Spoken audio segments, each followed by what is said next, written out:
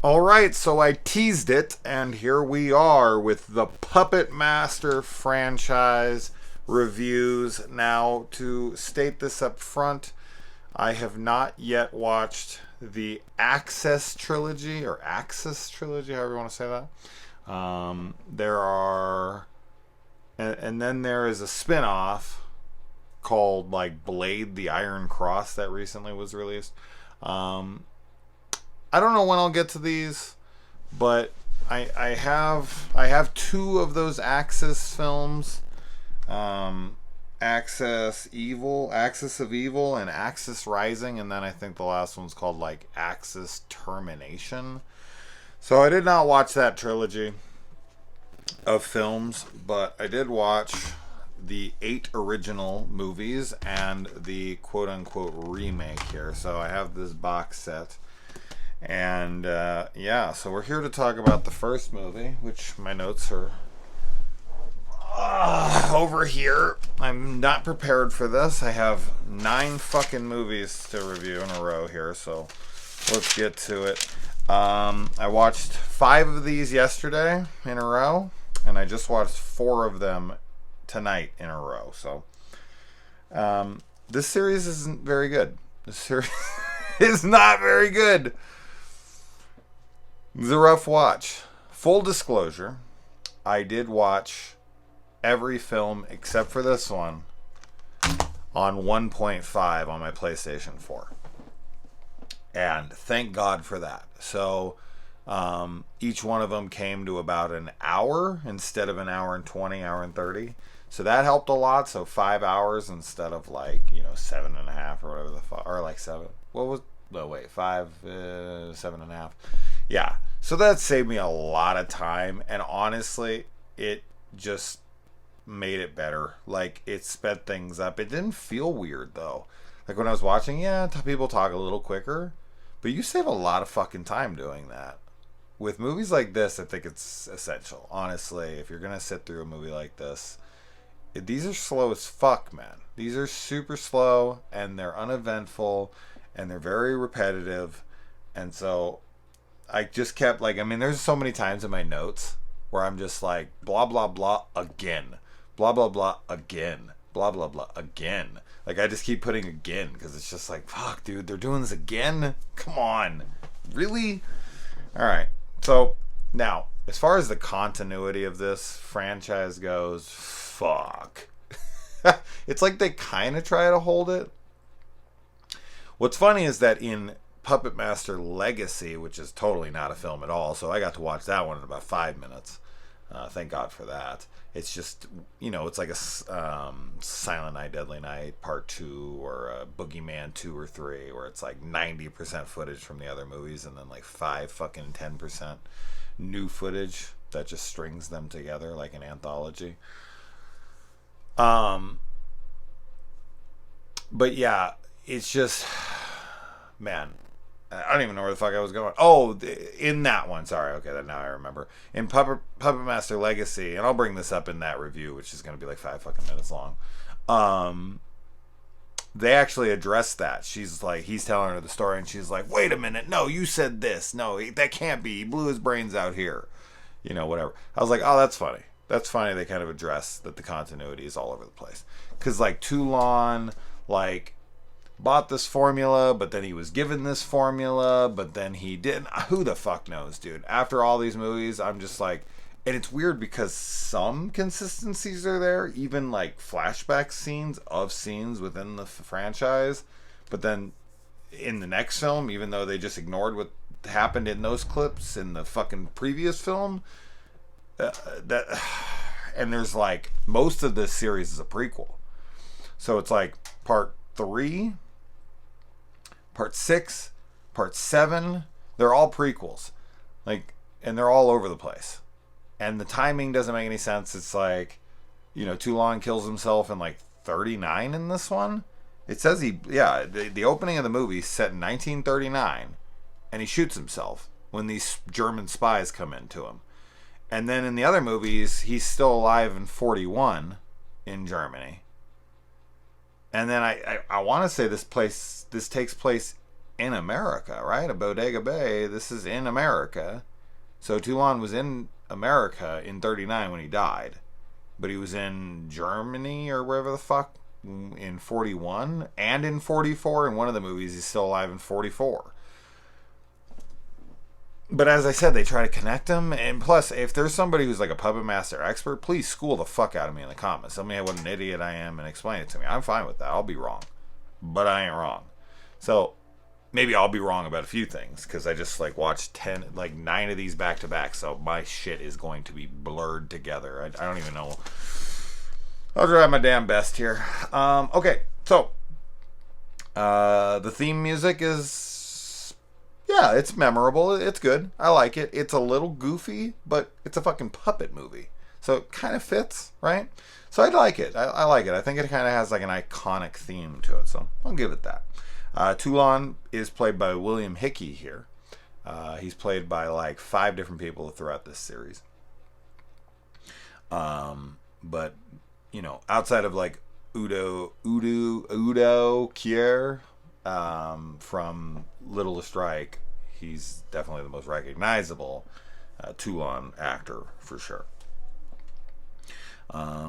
The stop motion on the puppets throughout this, especially in these first like 5, is actually really cool. I like how they do that.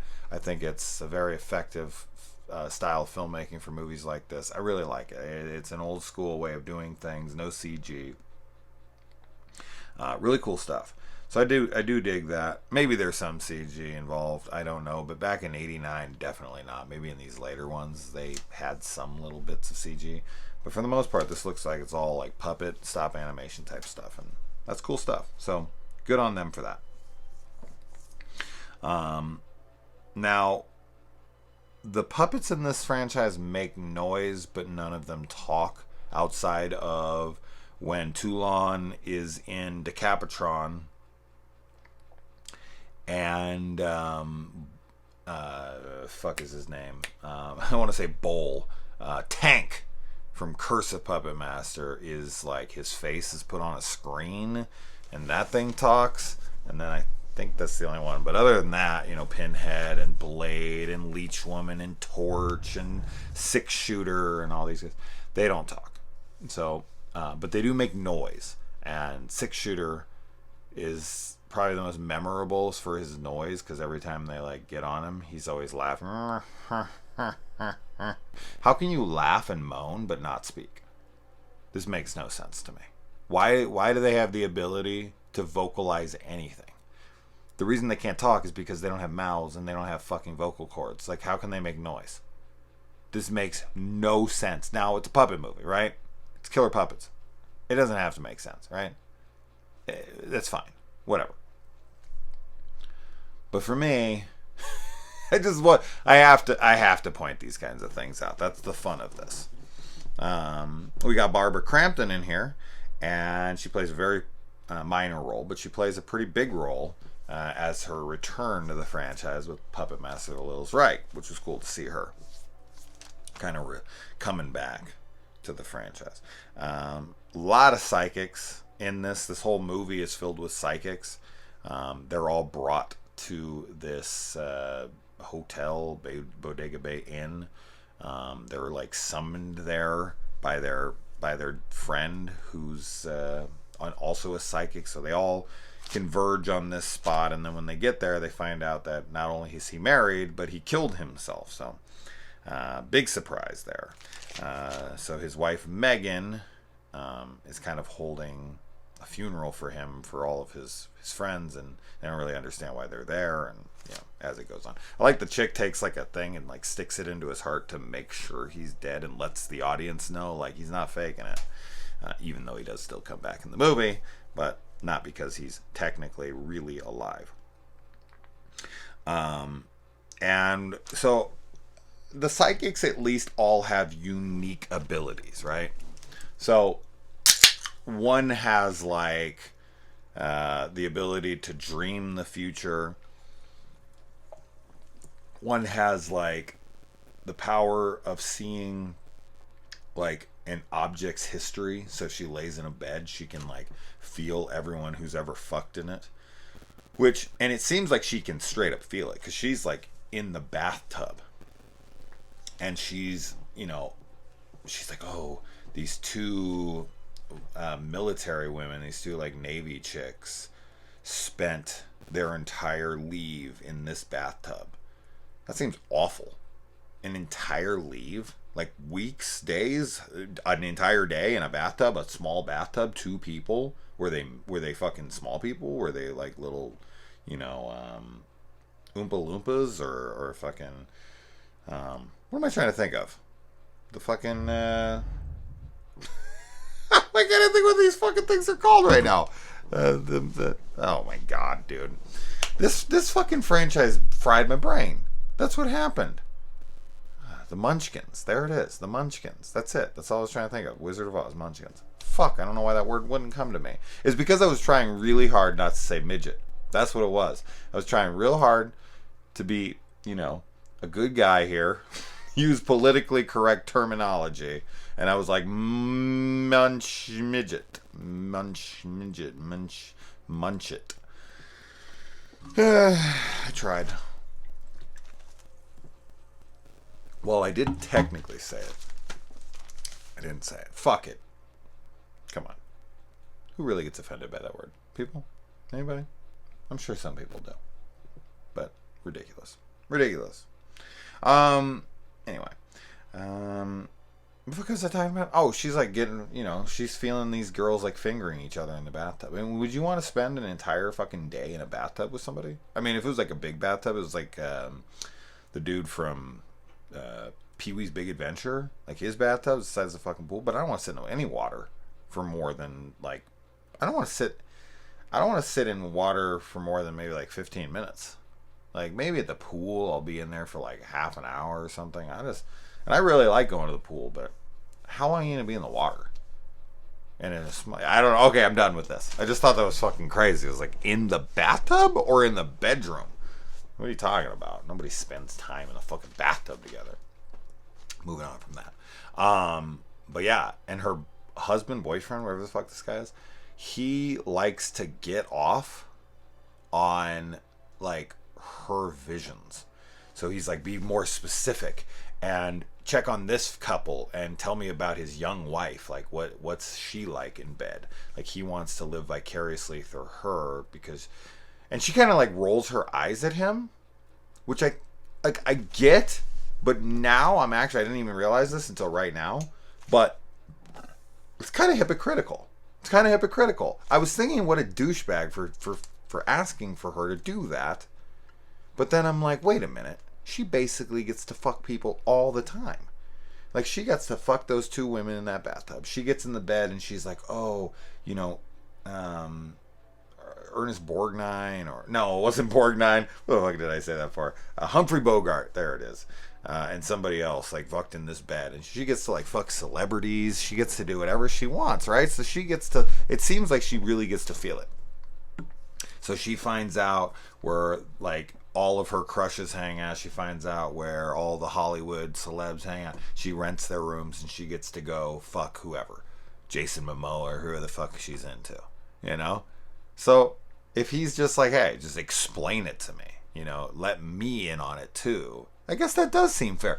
I think the reason is because he's such a douchebag. Like, it's very obvious this guy's a shithead. And she like rolls her eyes at him, but as I'm sitting here, I'm like, that's not fair. You get to fuck other people in your mind, but I don't even get to hear about it? Nah. I mean, I get it. He's asking for a request, but she's done it too. 100%.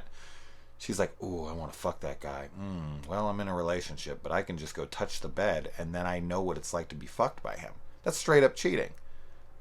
It's like a very clever cheating, but obviously a talent very few possess. Zero possess.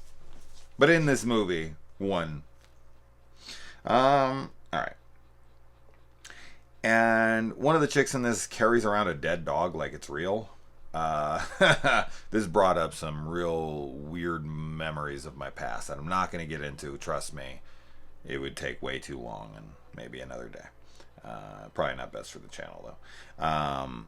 But that comes back into the film later at the very, very end when Megan, the survivor, brings back this dog and she's just running around, and it's totally normal. And this is not explored anywhere else in the franchise. Like, no one else is able to just bring something straight up back from the dead. This dog was fucking stuffed. Okay? So I guess technically it's like a puppet at that point. It's like filled with sawdust and whatever the hell they do to those damn things. I'm not Norman Bates, I don't know. But from what I've seen, that's my summation of it. But nowhere else in this franchise does somebody just straight up get brought back, like their own body, dead, brought back to life like that. Off the top of my head, I'm not remembering anybody. Toulon and the reincarnation of Ilsa, which it isn't, but he thinks it is because he's mad, get brought back into mannequin bodies. Tank gets brought back into a puppet body, and his body actually dissipates and completely disappears. We'll get there. But I can't remember any other instances of an actual, just a complete full-on, here's your body, you're back to normal. Toulon is brought back, but his body, I guess that counts. So Toulon in part 2 should have been Puppet Master 2 Lawn. That would have been fucking funny. But I guess he's brought back, and then he's transferred over. But yeah, this dog's just straight up brought back, but it's preserved, so I guess that kind of makes sense. So we'll go with it, I guess. Just isn't done very much in this, although that is the whole intention of this, and it feels like the dog in this first one is the only one that really gets the treat, the benefit of this. But who knows what happened to that dog? Probably just, croaked like 5 fucking seconds later, fell down the stairs. Real sad. I love how this girl's explanation of someone, in the elevator with her, she's like envisioning this guy who's pushing himself on this girl, and he's like pulling up her skirt and just and she says they're asking what's happening, and she's like, there's a man forcing a girl to have sex with him. And I was like, oh man, if only they created a word for that. I mean, what could that possibly be? I mean, what would we even call that? I don't know. I guess we're just gonna have to keep it to that kind of vague description. Like, oh, this guy's forcing himself upon this woman to have intercourse with him. You mean rape? This would have been such an easier way to say this. There's a guy raping a chick. There's a guy raping a woman. This is very fucking simple. I don't know why that annoyed me so much when she said it, but it just seemed like such a long amount of fucking phrasing for something that has a very defined one word that everyone is aware what it means. I just found this to be fucking ridiculous. What's happening? Rape. I'm seeing rape. You could usually use one fucking word. Okay, this is a nitpick, but I just for some reason laughed out loud when she said it. It was the way she said it. I was like, you mean rape? There's a word. You got it? Anyway. I don't know why I found that so fucking funny.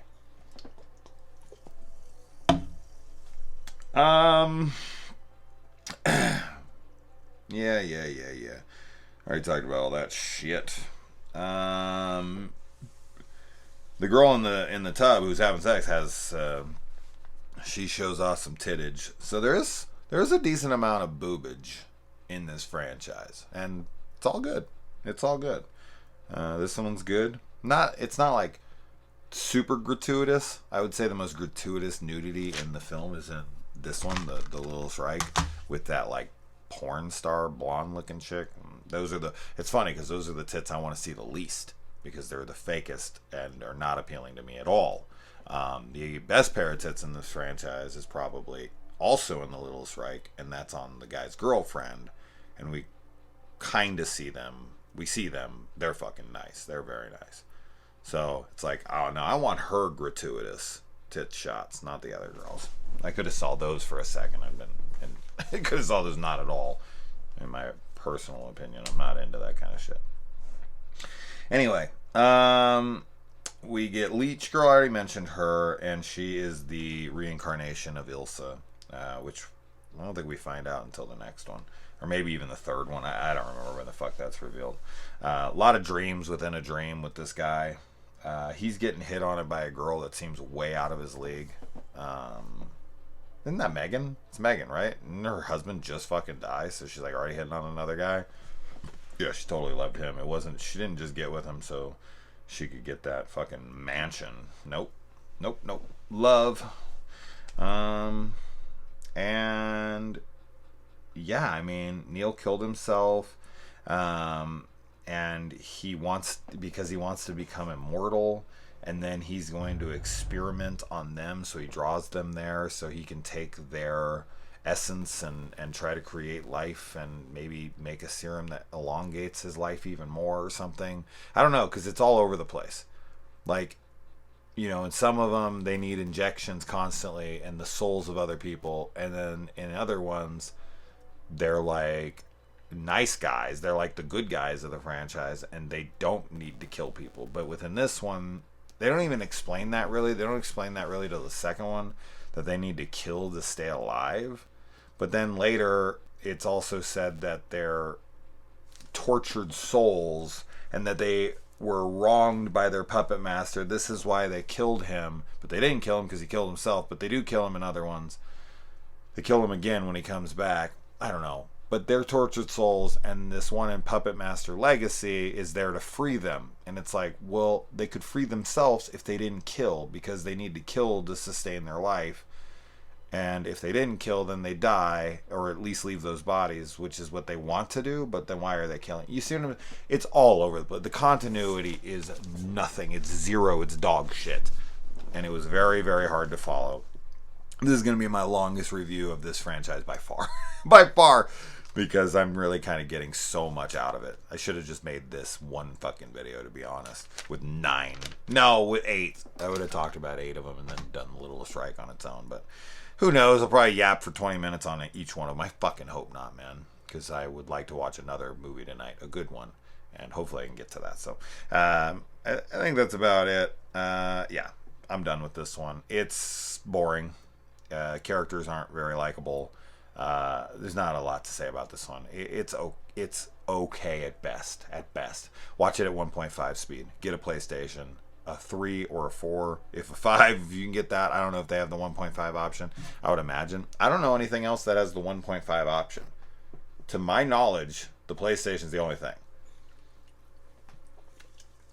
Now, please correct me if I'm wrong there. I'm sure I am wrong. I just don't know what it is. So let me know. Anyway, let's move on.